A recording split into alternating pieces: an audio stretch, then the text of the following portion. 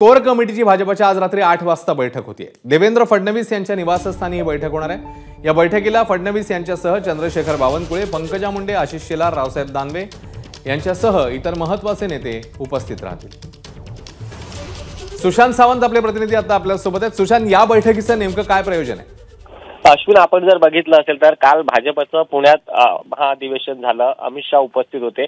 त्यानंतर भाजपच्या बैठकांचा जोर जो आहे तो वाढलेला आहे। आज संध्याकाळी देवेंद्र फडणवीस यांच्या सागर या निवासस्थानी भाजपनं महत्त्वपूर्ण बैठक जी आहे ती बोलावलेली आहे। या बैठकीला आपण जर बघितलं असेल तर कोर कमिटीचे महत्त्वाचे नेते जे आहेत ते उपस्थित राहतील। या बैठकीत आगामी विधानसभा निवडणुकीच्या पार्श्वभूमीवर रणनीती ठरणार आहे, त्यासोबत चर्चा होणार आहे। कारण आपण जर पाहिलं असेल तर उद्या संघासोबत भाजपच्या प्रमुख नेत्यांची जी बैठक आहे त्या दृष्टिकोनातून आज रात्रीची 8 वाजताची देवेंद्र फडणवीस यांच्या सागर निवासस्थानी बैठक आहे, त्यामुळे महत्त्व प्राप्त झाले आहे। त्यामुळे आजच्या बैठकीत नेमकी काय चर्चा होते अश्विन, ते देखील पाहणं महत्त्वाचं ठरणार आहे। सुशांत, धन्यवाद या सगळ्या सविस्तर माहितीबद्दल। एबीपी माझा, उघडा डोळे बघा नीट।